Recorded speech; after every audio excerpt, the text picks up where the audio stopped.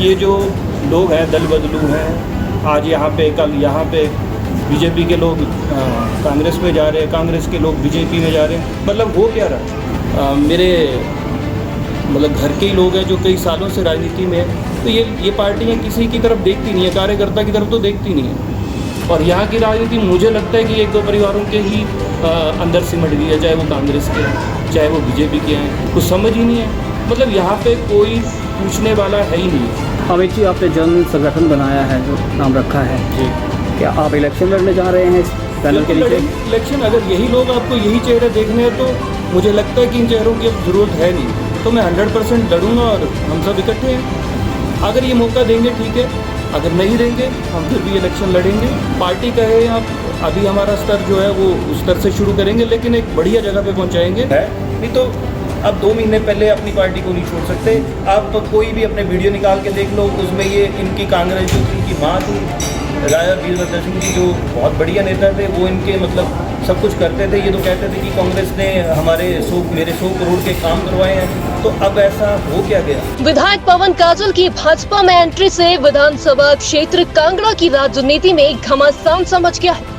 इसके चलते पूरे हिमाचल प्रदेश में विधानसभा क्षेत्र सुर्खियों में, जहां एक तरफ तो भाजपा का एक खेम पवन काजल से खासा नाराज है, तो दूसरी तरफ कांग्रेस में टिकट की चाह रखने वालों के रास्ते खुल गए हैं।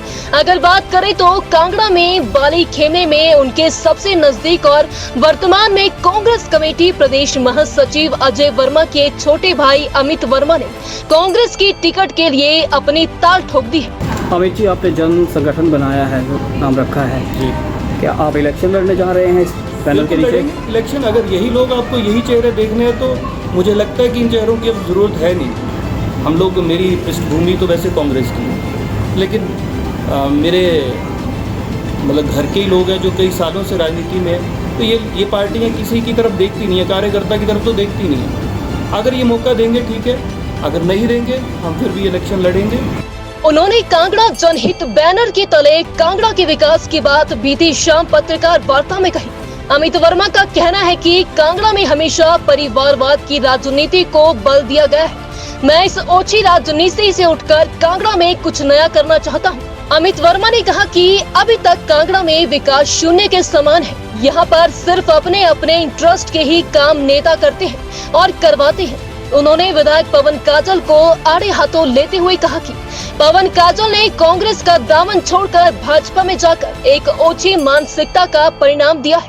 और यहाँ की राजनीति मुझे लगता है कि एक दो परिवारों के ही अंदर सिमट गई है, चाहे वो कांग्रेस के हैं, चाहे वो बीजेपी के हैं। इन लोगों की तनख्वाह मात्र 2 लाख रुपए आती है मुश्किल से, सब कुछ मिला के।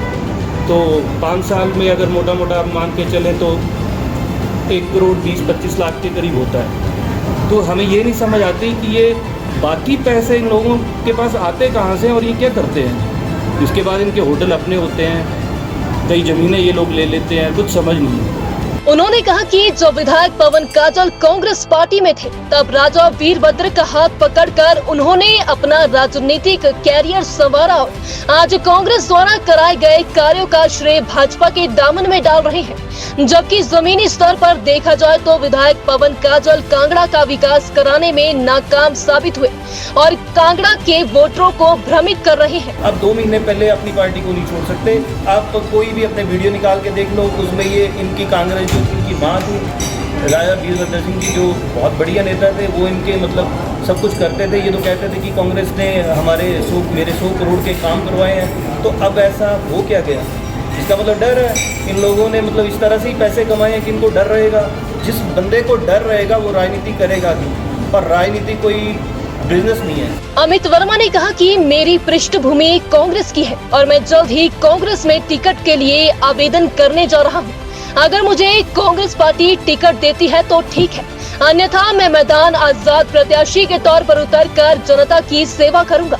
और मुझे विश्वास है कि कांगड़ा का वोटर परिवारवाद व दलगत राजनीति से उठकर मेरा साथ देगा। उन्होंने कहा कि राजनेताओं का बार बार एक पार्टी से दूसरे पार्टी में जाना महज एक मजाक बन चुका है।